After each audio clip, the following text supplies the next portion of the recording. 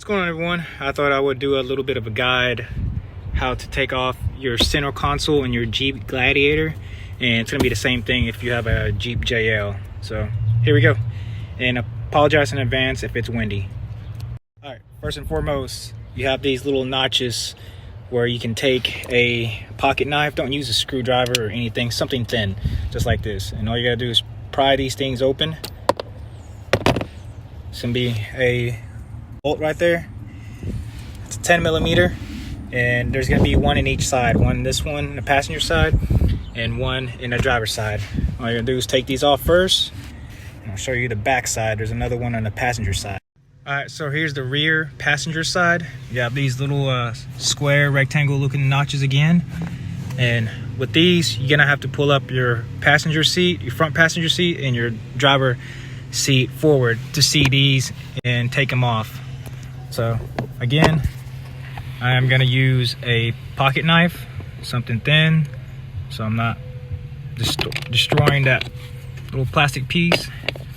And again, 10mm, one on the passenger side, and then one on the driver passenger side. So take those off first. All right, so we're back up front now.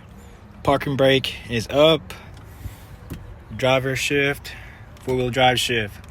So first thing you want to do is this little boot or leather. It's just all snap-ons, and you just pull them off just like that. But at the same time, still be careful.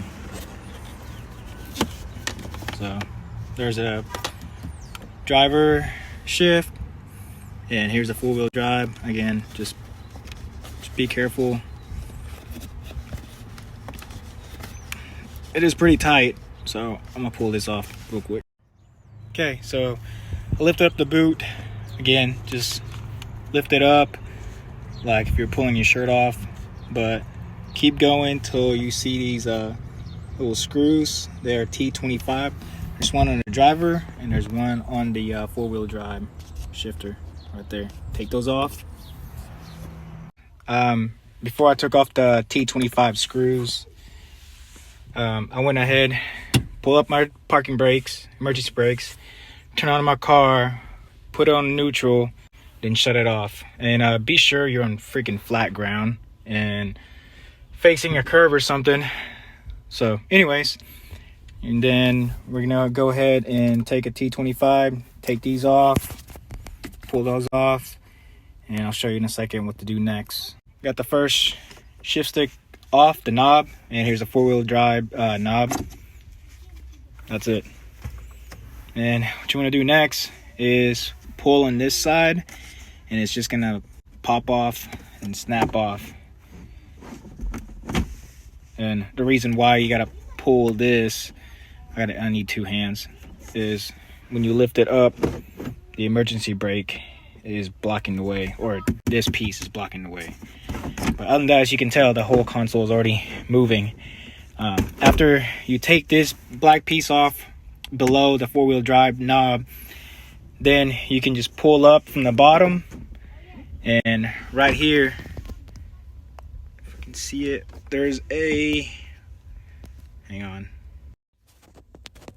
Okay, so hopefully you guys can see this knob. There it is.